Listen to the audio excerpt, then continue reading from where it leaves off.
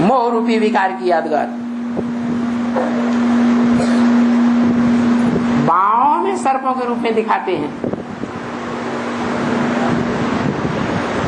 क्रोध के रूप में, लोभ के रूप में, और बड़े से बड़ा सर्प दिखाया जाता है देह अहंकार, सर के ऊपर। उन 5 विकारों की जकड़ ने उसे महादेव कहे जाने वाले को जकड़ लिया होता है पुरुषार्थी जीवन में।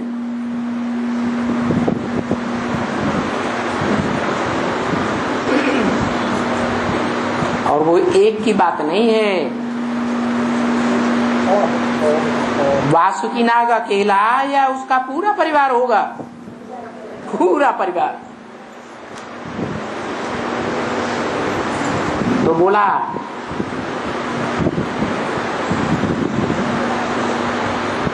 ये बड़े विकारी हैं,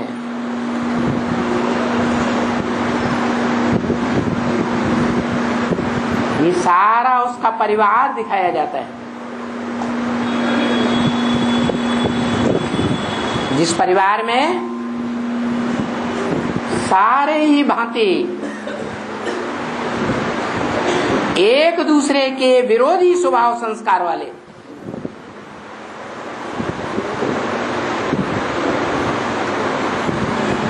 छोटा बच्चा है तो हाथी के स्वभाव संस्कार वाला, बड़ा बच्चा है तो 6 मुख वाला, 6 धर्मों की भाषाएं बोलता है। इस्लामी, बौद्धि, क्रिश्चियन, सन्यासी, मुस्लिम, सिख,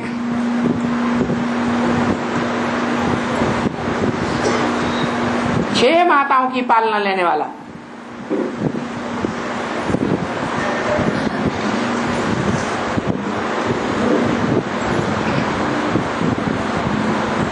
और उसका वाहन कौन दिखाते हैं? मयूर दिखाते हैं।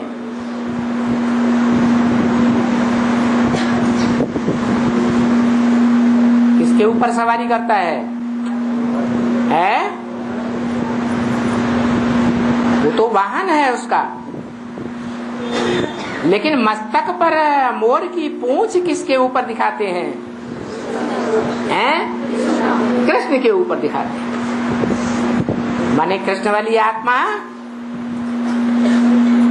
की जो विकारों की पूंछ है बहुत श्रेष्ठ डांस कर लेती है। कृष्ण का डांस प्रसिद्ध है, नटराज कहा जाता है। कौन से कृष्ण की बात है शास्त्रों में? सतयुग के कृष्ण की बात है या संगम युग के कृष्ण की बात है? उस संगम युग के कृष्ण की बात है जिसमें सतयुग के कृष्ण वाली आत्मा प्रवेश करके पार्ट बजाती है।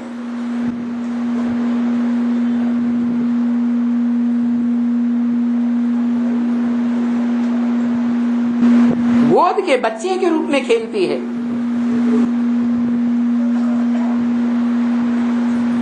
ज्ञान डांस करती है। तो बताया कि ये बाप है तो आत्मा, मनुष्य आत्मा है जो अभी संगम में कहती है कि हम अपना वर्षा बच्चे को देता हूं। एक आत्मा कहती है या 2 आत्माएं मिलकर कहती हैं? दो आत्माएं मिलकर कहती हैं, एक शिव और एक साकार मनुष्य सृष्टि का बीज रूप बाप। दोनों ही कहते हैं कि हम अपना वर्षा माने निराकार बाप अपना ज्ञान का वर्षा सतयुग के कृष्ण को भी देता है और संगमयुगी कृष्ण को भी देता है। और जो मनुष्य सृष्टि का बाप है वो ज्ञान का वर्षा के साथ साथ जो प्रैक्टिकल स्वर्ग का वर्षा है किसको देता है? पहले पहले कृष्ण बच्चे को देता है, सतयुग के कृष्ण बच्चे।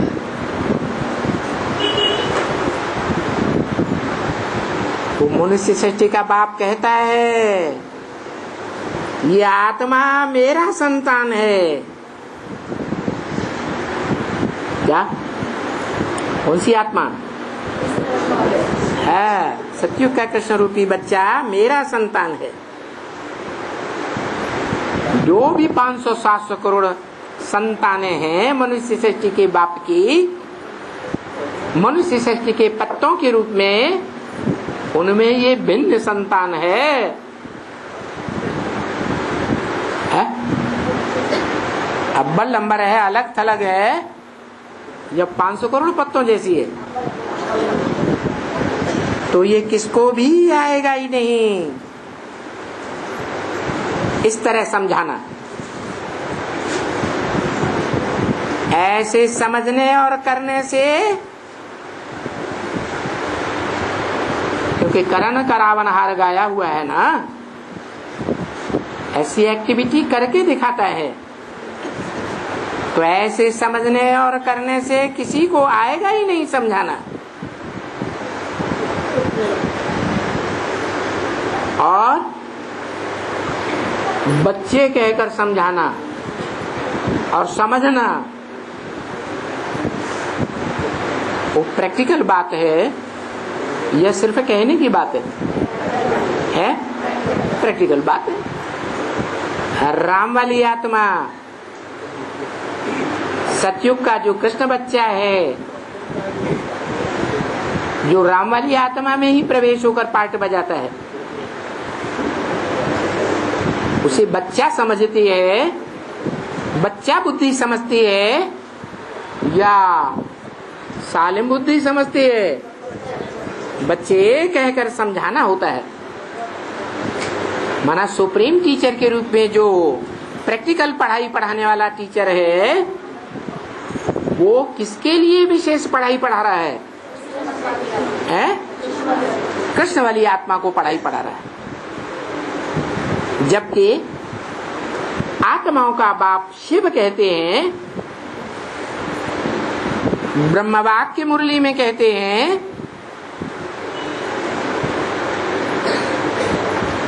कि मैं तुम बच्चों को पढ़ाता हूं। ये तो बीच में सुन लेता है। क्या कहा? शिव बाप किसको पढ़ाते हैं? शिव बाप जब प्रैक्टिकल में सन्मुख आता है तो तुम बच्चों को तुम कह करके पढ़ाता है। सामने बैठे हुए बच्चों की बात है या बाजू में बैठे हुए बच्चों की बात है? सन्मुख बैठे बच्चों की बात है।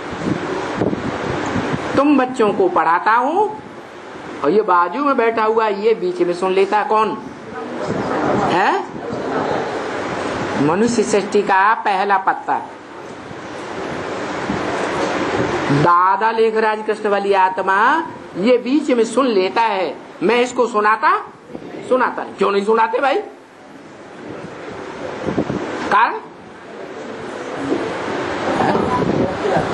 क्योंकि सुनाऊंगा भी, सुनाता भी हूं तो ये कुछ समझता ही नहीं। मैं बार बार सुनाता हूं, कहता हूं बाप का परिचय दो, परंतु ये समझता ही नहीं कि बाप कौन है मनुष्य सृष्टि का। जब ये नहीं समझता तो इसको फॉलो करने वाले दूसरे बच्चे समझेंगे। समझते हैं? समझते ही नहीं। इसलिए इसको नहीं सुनाता हूं। क्या? तुम बच्चों को सुनाता हूं। अच्छा, तुम बच्चों में कौन सा बच्चा है जो सबसे जास्ती सुनता भी है, समझता भी है, समझाता भी है? मनुष्य सृष्टि का बाप, जो अल्लाह अव्वल दीन कहा जाता है, अव्वल नंबर धर्म का स्थापन करने वाला कहा जाता है। सनत कुमार के रूप में, योगीश्वर रूप में गाया हुआ है। शंकर के रूप में, आदिदेव के रूप में गाया हुआ है।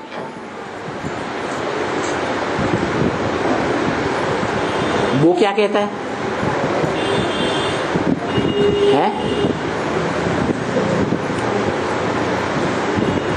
शिव बाप तो कहता है मैं तुम बच्चों को समझाता हूं, नंबरवार समझाता हूं, या नंबरवार तुम बच्चे समझते हो।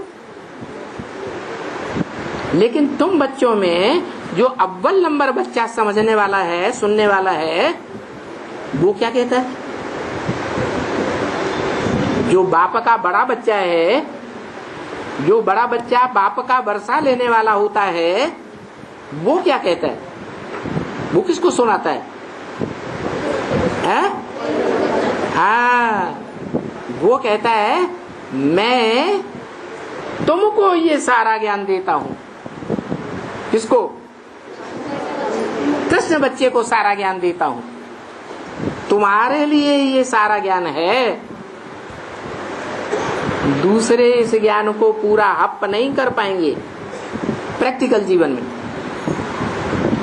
तुम बच्चे जब मेरे सहयोगी बनोगे, भले सूक्ष्म शरीर के साथ, स्थूल शरीर तो है नहीं, लेकिन सूक्ष्म शरीर ज्यादा पावरफुल होता है या कम पावरफुल होता है? ज्यादा पावरफुल होता है। तो तुम बच्चे जब ये पूरा ज्ञान समझ लेते हो, तो बाप और बच्चे दोनों मिलकर के क्या करते हैं?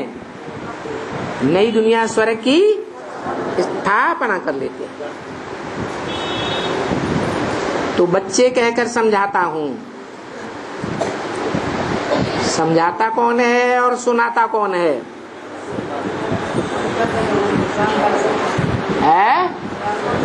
शिव बाप क्या करता है? शिव बाप सुनाता है, दादा लेखराज ब्रह्मा के तन से। और शिव बाप का बड़ा बच्चा मुकर्रर रथधारी जो आत्मा है, वो खास किसको सुनाती है? उसकी आस किस बच्चे के ऊपर है? जो मनुष्य श्रेष्ठ रूपी झाड़ का पहला पत्ता है, उसके ऊपर उसकी आस रखी हुई है। क्या बाप की आस बच्चे में रहती है ना? अंत तक आस रहती है या बीच में हार जाता है? अंत तक आस रहती है। तो बोला तुमको समझाता भी हूं, और तो कोई में ये प्रैक्टिस ही नहीं हो सकती है।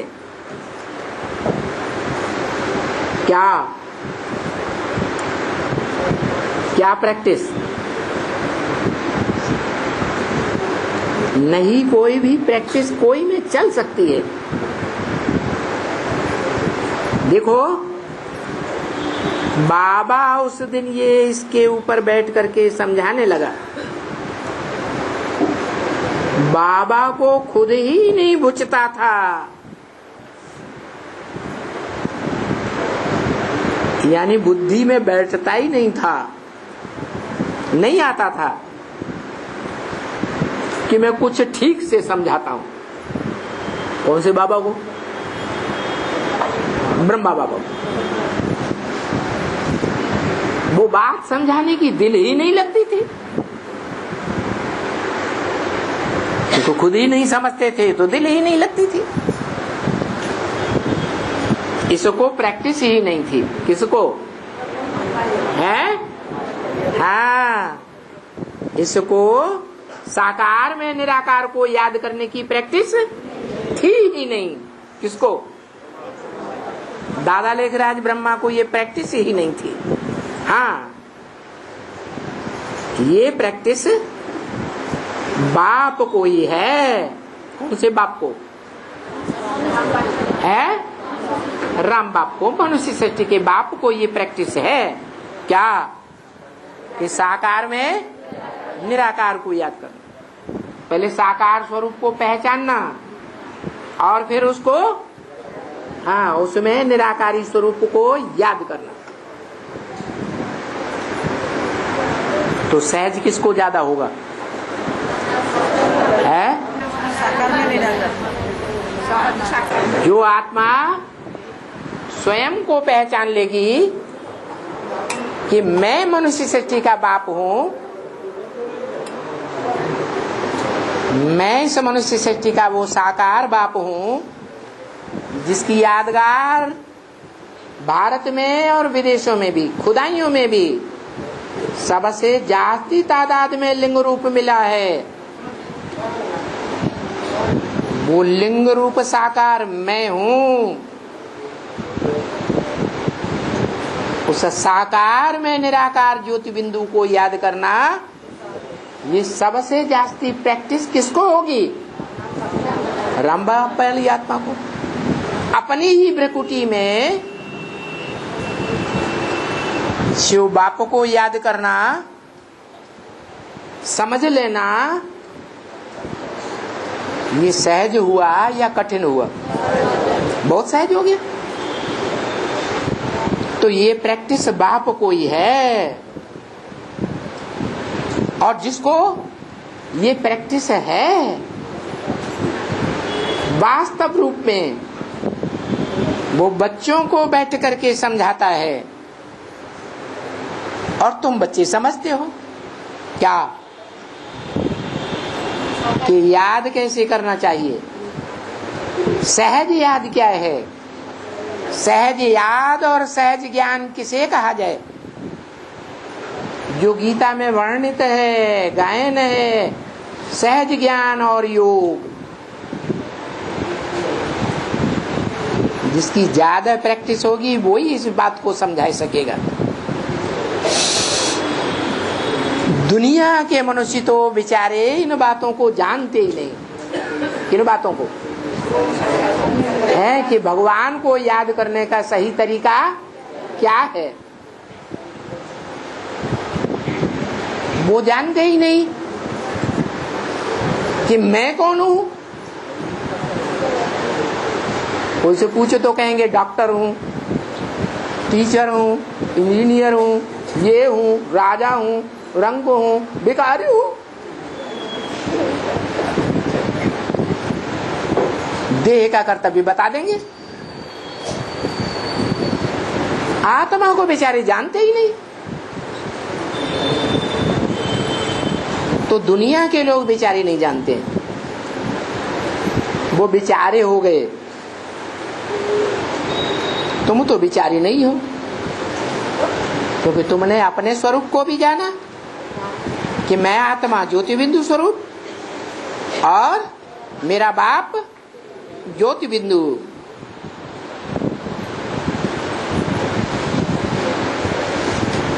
दुनिया नहीं जानती है कि दुनिया का कोई भी मनुष्य या कोई भी धर्मपिता भगवान नहीं हो सकता।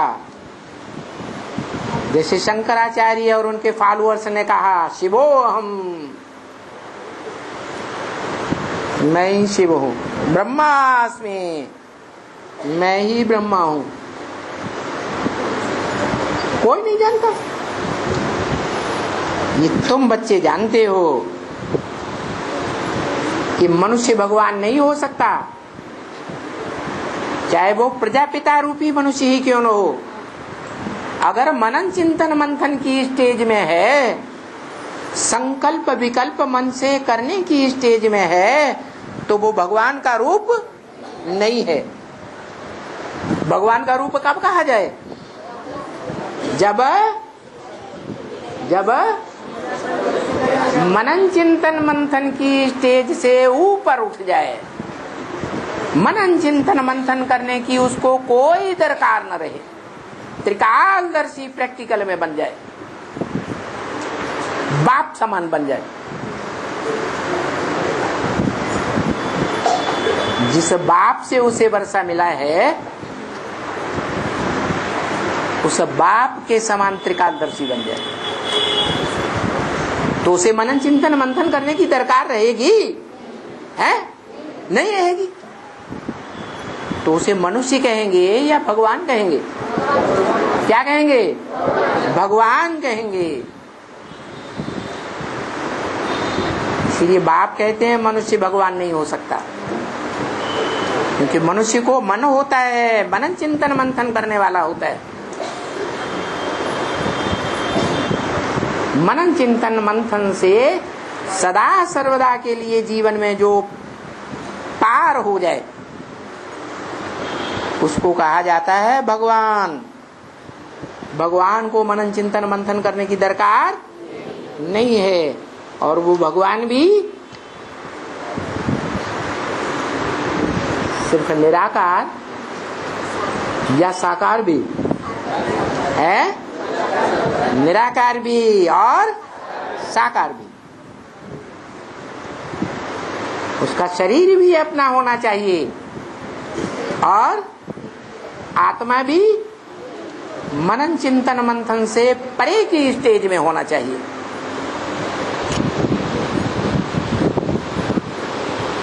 वो दुनिया वाले तो बाप के लिए कहते हैं कि वो सर्वव्यापी है। क्या क्या कहते हैं? भगवान सर्वव्यापी है। अरे भगवान सर्वव्यापी है, यह भगवान की जो योग शक्ति है, योग का वाइब्रेशन है,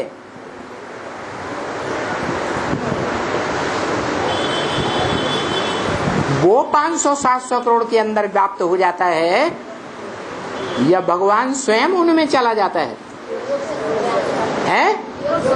योग शक्ति व्याप्त हो जाती है। इसलिए गीता में भी कहा, न अहम तेषु ते मैं उस षष्ठी वृक्ष रूपी पत्तों में, टहनियों में, फलों में, फूलों में नहीं हूं, लेकिन वो सब मेरे में है। माना 500-700 करोड़ मनुष्य आत्माएं, ऐसा समय भी आता है सब किस में प्रवेश कर जाती हैं, लीन हो जाती हैं, हैं? जिस बाप से जन्म लिया उसी बाप में लीन हो जाती। इसलिए शास्त्रों में गाई दिया, सन्यासियों ने बता दिया कि आत्माएं हम सब सागर के बलबूले हैं, स्पाइसेस हैं, छोटे बड़े, सागर से जन्म लेते रहते हैं, सागर में विलीन हो जाते हैं। तो ये बात सच्ची है या झूठी है? हैं? सच्ची है या झूठी है? हैं? सच्ची है। वो जड़ सागर की बात नहीं है, ये ज्ञान सागर की बात है। जो ज्ञान सागर धरणी रूपी माता जगदम्बा को अपनी गोद में लेकर बैठा है, क्योंकि 3 हिस्सा सागर है और 1 हिस्सा धरणी रूपी माता है। सागर और माता एक दूसरे से अटैच हैं, या डिटैच हैं, अटैच हैं। सूर्य जिसे कहा जाता है वो धरणी